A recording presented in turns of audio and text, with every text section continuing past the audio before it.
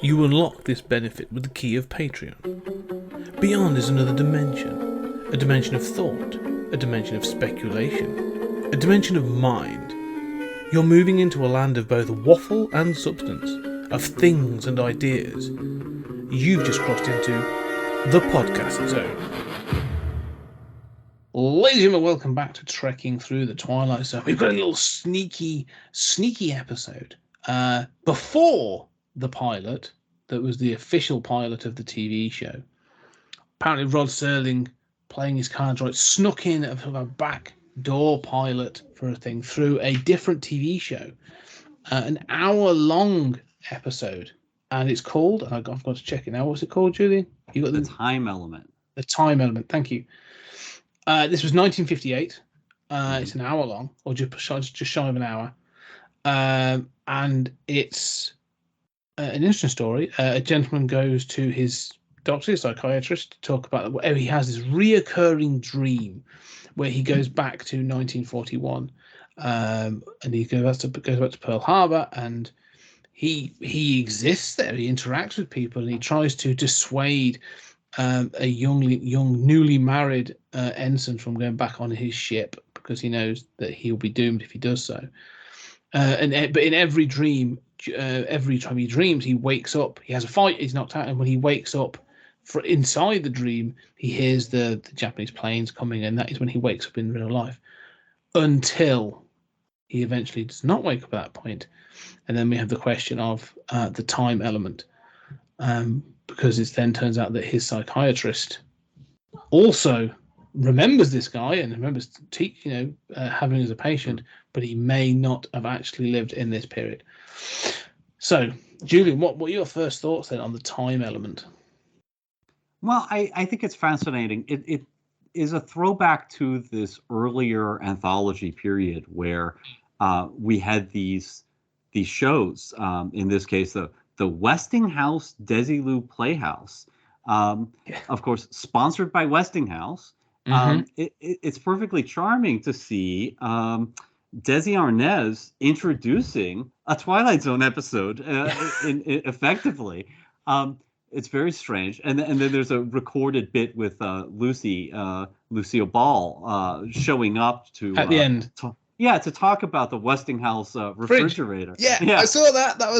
I really enjoyed that. Yeah, I mean, back when you hawked the products personally, and they could sponsor the whole program. And Serling submitted the script. It is a very Twilight Zone script. I think it's interesting. It'd be interesting once we get to season 4 of the Twilight Zone to talk about the format of an hour versus a half hour. Yes. And here I feel like this would be a strong half-hour episode. It is a little long at an hour. And Serling, apparently, when he started the Twilight Zone, he felt the same. He felt the opposite. He felt that he wanted that hour, and the network only wanted to give him a half hour. But by the time he got to season 4, he felt like at a half hour, you can have the twist come in at the end of a half hour and it's not belabored. Here it feels like, it is kind of stretched in the middle.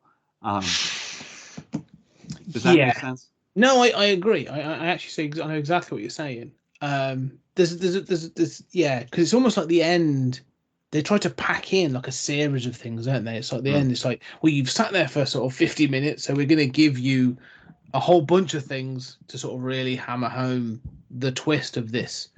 And whilst I appreciate some of it, I also feel that it's a bit, like you say, belabored. It feels like it's like, oh, okay, cool. Well, I only need one of those twists to really sort of like to give me the answers that I would, or at least the ambiguity or the inclination that there's something weird.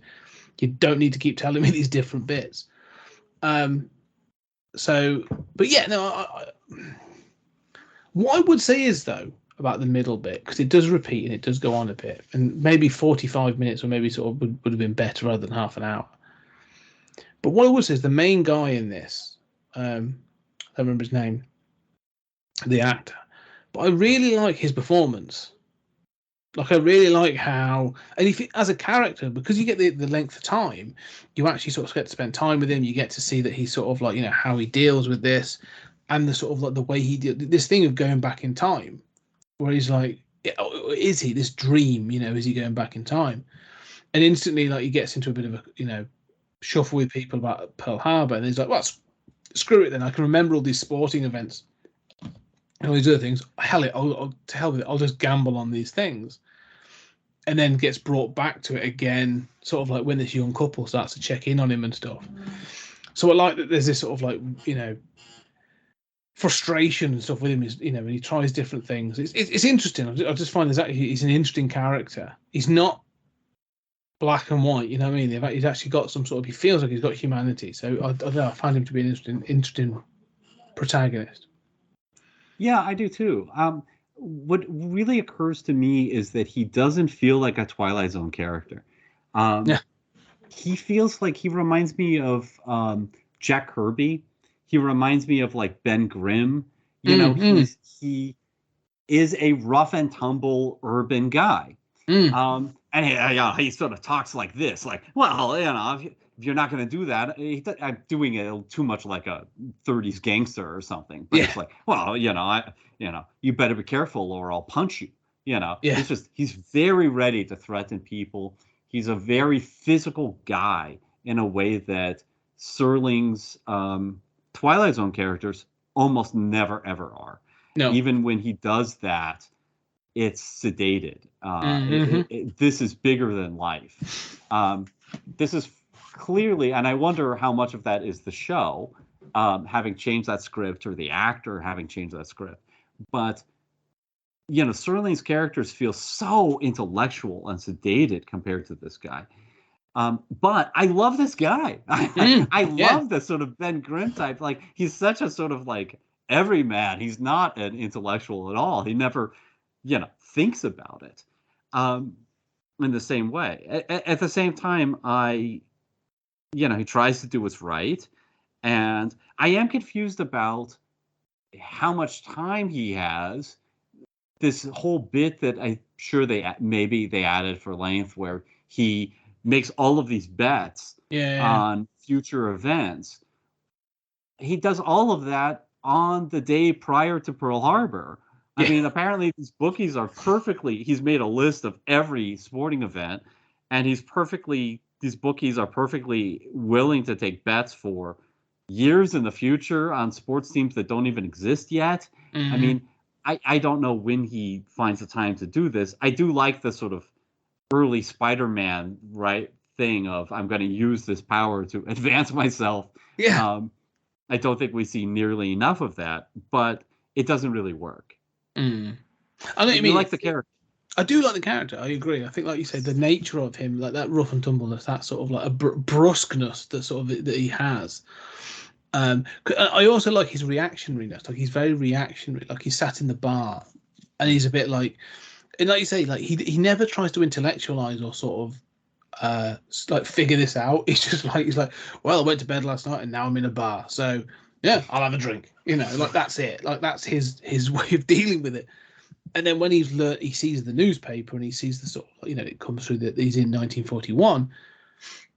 His instant response, he starts to sort of like to challenge everyone, isn't it? And then he's like, oh, fine, and just walks out. And it's just like, he doesn't want to have to try and process this. It just is, And so he's like, okay, well, if it just is, then I've got to deal with it. And so he's very matter of fact, but he sort of reacts to it.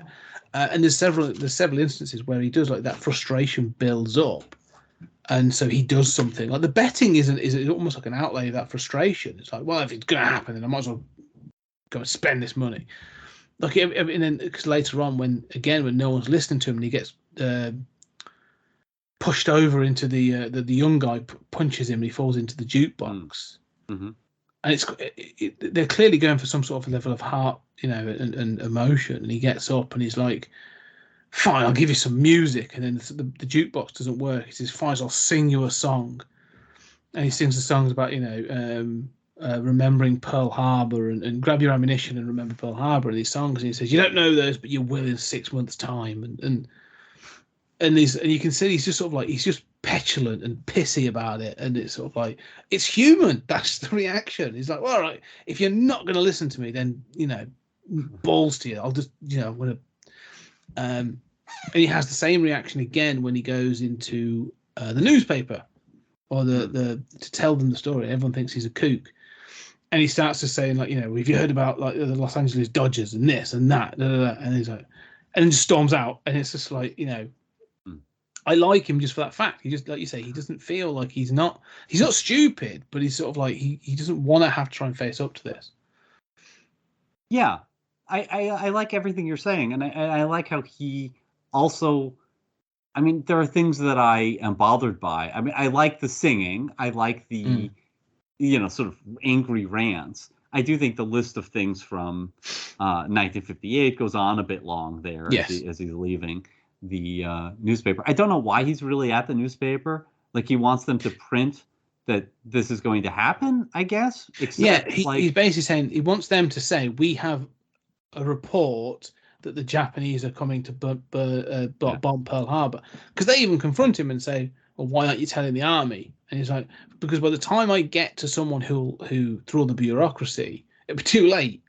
Mm-hmm. You could get this out as an extra like today, so get it out, and they all think he's a kook as well. So yeah, I mean, are they going to put that on the radio, or are they going to print a bonus edition the night before Pearl Harbor saying this guy came into my office?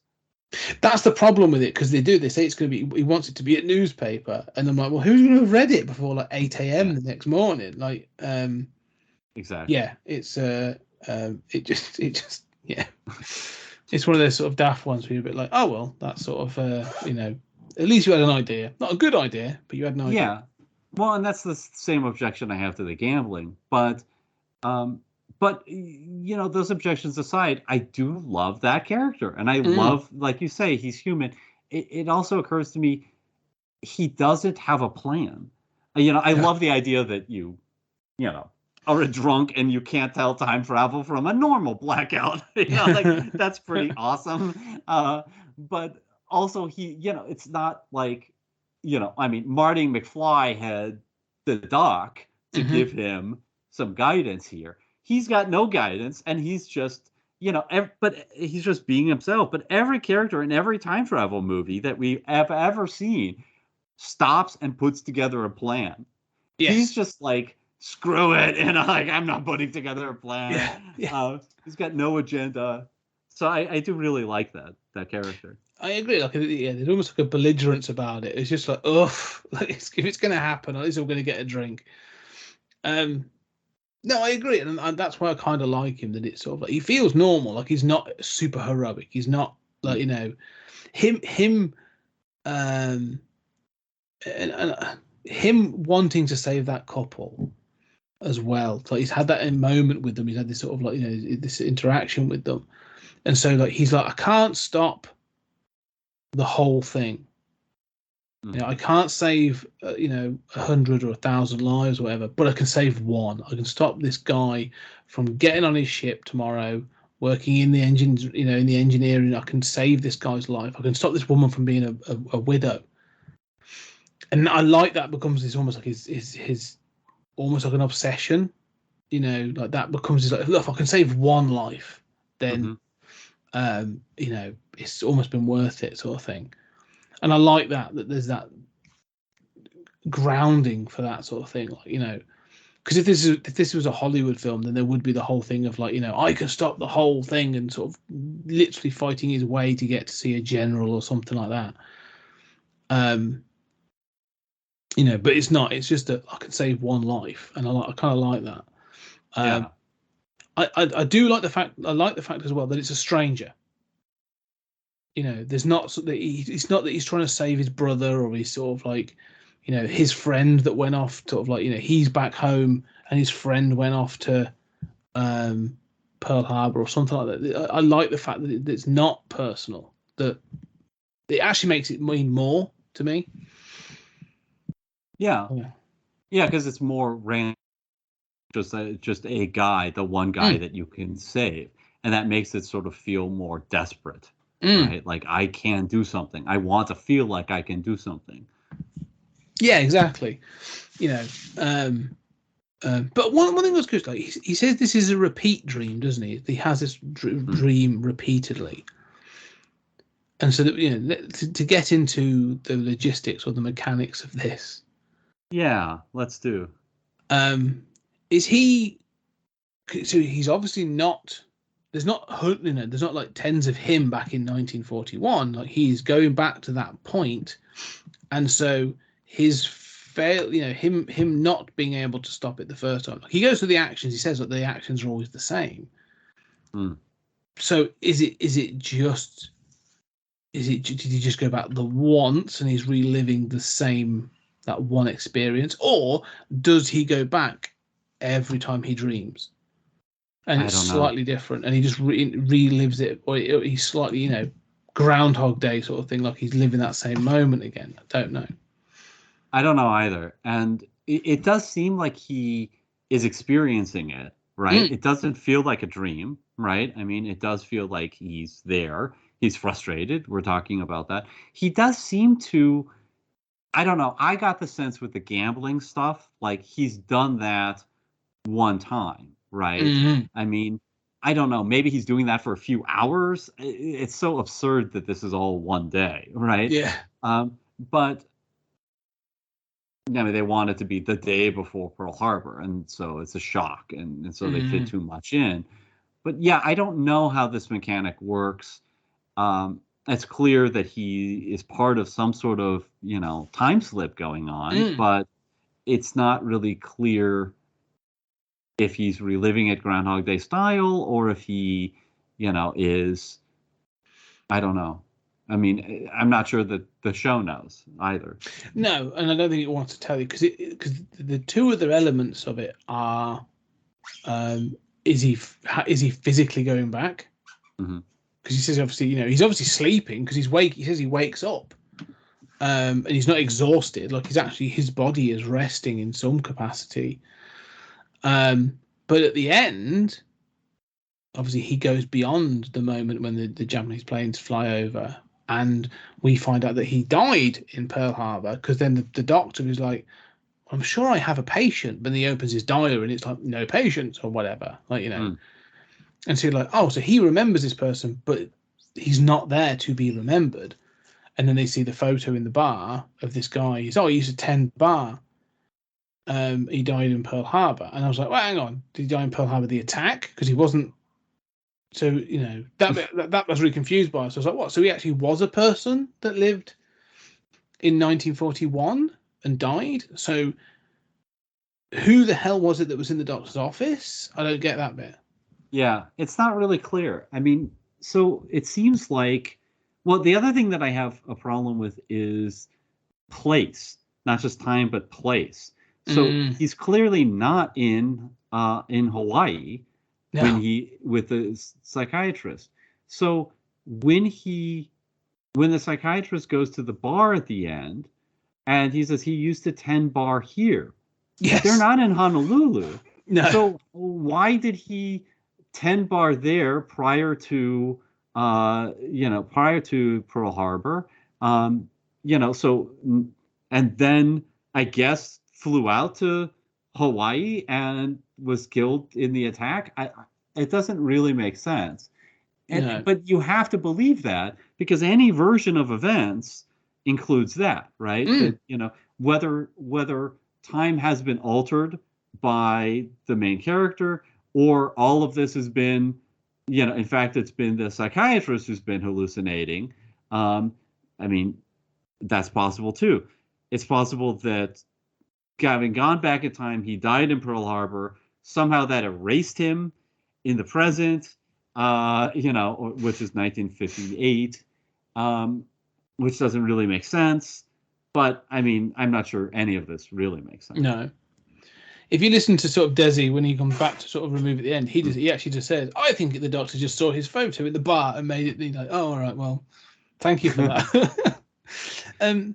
Yeah, it is interesting. It's weird because, let's say, the logistics of it don't seem to work. I mean, the two things that sprang to mind when I was watching this was John Carter of Mars. That notion of falling asleep and then going off to Barsoom was one thing. And I was like, okay, I can buy that. And then the other one was that film with Christopher Reeve in. What is it? One Moment in Time. I don't know. There's a film, and it contains like a bootstrap paradox where he thinks himself, and he goes back and sort of to this woman that lived in the sort of the 20s, I think, or something like that.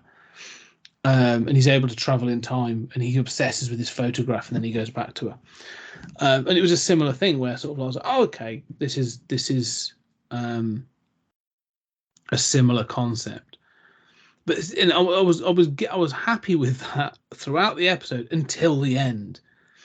And then again, like you said, they fit in too much. And if they just left it like the Doctor was like, I was supposed to have. If they had a Shining ending, I don't think I'd have been happier with it. If he was like, I was expecting Mr. So-and-so to come in today, and then he goes to the bar instead, and he looks over, and there's a picture of people celebrating, and then, that was taken. And he goes, that's from my brother's bar in Honolulu, and it was taken. That's an old photo taken just before the Japanese attacked. And then there's this grumpy guy in the background looking all pissed off. Like, do you know what I mean? They'd be like, that's him. Like, I'd be like, oh, okay, that's kind of like that's that. It's still a paradox, but like at least it's like the Shining ending, isn't it? Like he was caught in a photograph in 1941 and then killed in the bombing. I mean, it's somewhere in time. 1980. Yeah, I mean, I hate The Shining. I mean, The Shining ending doesn't make any sense whatsoever. No, it doesn't. But it at least it here. works, right? I mean, it would be better than what we get here, right? I mean, I'm so irritated by The Shining ending, but you're right that it would be a quick way of doing a much better job here and just saying, aha, he really was in 1941. What do you make of that? Is what you want to make of that, you know? Yeah, exactly. And so that's the thing. Because this whole thing works until the ending, and that's sort of the problem. And I think because I like the character so much, and I want to sort of I enjoy his sort of like the interactions with him, and then so when it does pay off, it's a bit disappointing. And the other thing is, I'm not entirely sure what I'm supposed to feel at the end of it, if you know what I mean. Like, you've been following this guy, and am I supposed to feel like sad because he was actually killed in 1941, or is it sort of like a validation of what was going on? So I should sort of feel, at least as that, so he was validated. Like, I don't know. It doesn't really give you anything. It's quite a cold ending to be like, oh, okay, well that's just what it is. And that might just be me, but I just sort of felt like a bit like a damp squib. I think it's probably the best way to describe it. Yeah, I think that's fair. I think that if we're supposed to feel anything, it's just, this guy is somebody who we like or is identifiable, and golly, he is sure going through some stuff. I mean, I think that's basically it. I will say that it's got to be the case. I mean, this is 1958, that twist ending and the sort of like literary kind of intelligence of this story what made a stir, right? That caused a stir, and people were sort of amazed by this twist ending. So the simple fact that we get this today, whether it's, people complain about M. Night Shyamalan sort of twist endings and, but every once in a while you do see, I mean, whether it's a Marvel movie or it's, some sort of show that isn't quite up to the present day snuff, that has some sort of twist. And you say, right, yeah, it's got a twist, but what the hell does that mean? Yeah. This is 1958, and the standards are maybe not quite as high, right? So the idea that there is this twist and it's resonant and you can argue about it after the show is pretty cool. Yeah, I suppose it's the literal sort of like water cooler moment, isn't it? Like, did you see the time element last night. What did that mean? I suppose there would be definitely that would be part of it for those that watched it. And you're right about the number or the volume of sort of like shows that would be having this kind of twist ending or anything, like, would be far, far fewer. Like, it's every other week now. It's where sort of like, aha, I'm your brother's, I'm your husband's gardener. Yeah, exactly. Like, yeah, okay, cool. Like, fine. It's like, there's a load of those sort of twist endings now. Or you get the opposite where you have an entirely reasonable TV show and they're like, we're bringing this to a close. Yeah. They're all dead. And you go, oh, all right. Well, that was a waste of my time for 8 seasons. I'm actually you from the future, and you decided to do this after, discovering that you were really working for the Russians. Yeah. Like, okay, all right, I got it. Yeah. But, this is ahead of its time in that respect. It is. And I can see why, and I'm assuming, I think we've mentioned it before. I'd like to know more about what happened to get the Twilight Zone started. Like, this is clearly like Rod Serling submitted the script. There's something there. Is this what got him the attention? This is 58. Obviously, like, the Twilight Zone comes the end of 59 into 60. So like a year later, he's got his own TV show where he's writing these for a half-hour period. So, I'm assuming he was writing for TV at the time, but it's interesting to see how that would come together. Well, apparently, and I had read this before, but when they aired the time element, this is Westinghouse Desilu Playhouse, right? Who gives a shit, right? This is on and forgotten. Reruns were really uncommon, and they got more than 6,000 letters praising this, and people were hearing about this, this play and wanting to see it, and probably, I imagine, hearing about that twist ending, and being like, whoa, did you see that? I'm not sure what was really going on. Like, it was smart, and so people wanted to, and they reran it. And it was shocking that they reran it.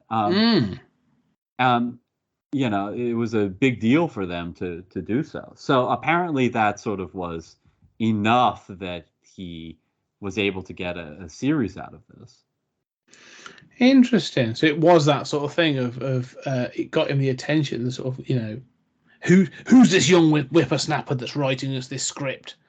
Get him in here now, kind of thing. Yeah, he was a sort of up and coming guy already, and this was his sort of big breakthrough. Okay, interesting. See, that does make sense. Like, I can see that. Like, he took the opportunity and was like, cool, here's a script. And as you say, like, I can see that this thing would work in 1958. And fair play, because it gave us it was an entryway into the Twilight Zone. One thing I say, just moving forward, one of the things we have talked about as we've gone through, we've only done the first 2 seasons, but we have had several time slip episodes within those first 2 seasons, whether it be towards the end of season 2, sort of 100 yards over the rim, which is a time slip into the future, but there's also, we have a lot of nostalgia ones. What's the one that from season 1 where he talks to he goes back and to his parents and sees himself as a boy, and Walking Distance. Thank you. Yeah. So this idea of time slips and ways of traveling through time is clearly sort of because it comes up quite a bit really with Serling, and usually it comes with this notion of regret or the opportunity to address something. And I find that fascinating. I wonder what it is that Serling did wrong that he's like, I wish I could go back and change that. But yeah, no, it's interesting how this theme replays for Rod Serling. It's interesting because the interviews I've seen of him, and he went to Antioch College and actually took some time off during the original Twilight Zone to teach there. And I was an undergrad at Antioch, and knew he had graduated there. It's a weird place. anyway, he in interviews talks about. I mean, so he was sort of restless, right? I mean, you don't leave a network show back when there were 3 networks to teach at college if you're not a weird, restless, kind of thoughtful guy, Yeah. right? On the other hand, he was very quick to say that he did not have regrets and that he did not seem fixated, and he seemed very unromantic about the show, while also wishing he had more creative control and being frustrated that there were things you couldn't do on the network, and sort of being that artistic intellectual guy. Still, not he never seemed like somebody who held grudges, and yet he or really regretted stuff, and yet he has all of these plots about regretting things and needing to go back and come to terms with things. Yeah, maybe it's his subconscious. Maybe it's something he needed to address. I don't know. It is interesting how it comes up again and again, and it feels to me like there's clearly something more there. I don't know. I could be completely wrong. It could just be like one of those things where it's like, what psychology? What nonsense are you talking about? Well, and it might also be coming to terms with, if nothing else, I mean, being a workaholic. You don't write this many scripts without being a workaholic, and he smoked 3 or 4 packs a day.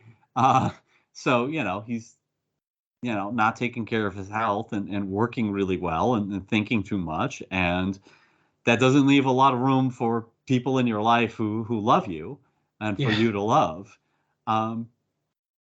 So, I mean, there's that too. Yeah, quite possibly. Maybe it's more sort of these time slips often do sort of center around family, don't they, and those sorts of things. So yeah, interesting. I've been interested to sort of feel about I'm assuming at one point throughout us doing this 5 seasons, there's a couple of books I've spotted that sort of have that, either a sort of like a mini biography of Rod Serling, and there's a companion to the Twilight Zone and that sort of thing. And there's a couple where I'm like, that'd be quite cool to dip into. I might look at that. Gives you some background and context. But anyway, I'm aware of sort of like the time of this. So, any other thoughts or any final thoughts really on the time element? No, it's a delight for me to see this. I've never seen this before, and it has not usually been packaged with the Twilight Zone. So it's a delight for me to see this. It really should be, episode 100. The real pilot of before season 1. So it's a trip, and it really does share a lot with what comes later. It really is of a piece with the Twilight Zone. No, definitely, you can feel the essence that we talk about. In the wrap up of season 2, we talked about sort of the essence and those things. And there's definitely some of those recipes, those ingredients are in this. And it's that thing of what did I say? Like, you listen to a band and you recognize the song. Like, you can see the writing of Serling in this. Like, it's there. And so it's quite recognizable, and it's nice to see it. And what I would say is it makes me quite interested and excited for season 4 when it actually goes to an hour format, to be like, okay, cool, what am I going to get there? Like, how is he going to expand on characters and stuff in those episodes? So quite excited for that. Yeah, absolutely. Anyway, so yes, so there we have it. One last chance. Anything else to talk about on the time element? Well, no, I hope others get the chance to watch it on YouTube. And I hope that people are going along with us and enjoying trekking through this Twilight Zone. Yes. Yeah, we're doing so much good stuff. There will be a link down below to it on YouTube, so you can go check it out. I'll even put it in the notes because I completely forgot to mention that at the start of the episode, because we've spoiled everything about it. But so go watch it first and then come back. But anyway, ladies and gentlemen, like you say, we've sort of rounded out season 2. We had this little bit of an intermission, if you will, for this moment. But soon we'll be back and we'll be doing season 3. Moving straight into season 3 and cracking on with that. And there are 37 episodes in season 3, so a lot to get through, and some fantastics and some more classics.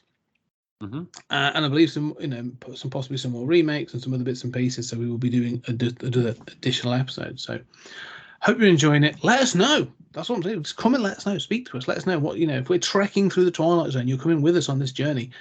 Let us know what you're thinking and if you're enjoying it, and if we are right or wrong, or if you agree with our opinions. Come find us on all the social medias at 20th Century Geek, at Podtime Space. We are happy to listen. Or just email us. There's links everywhere. Find us.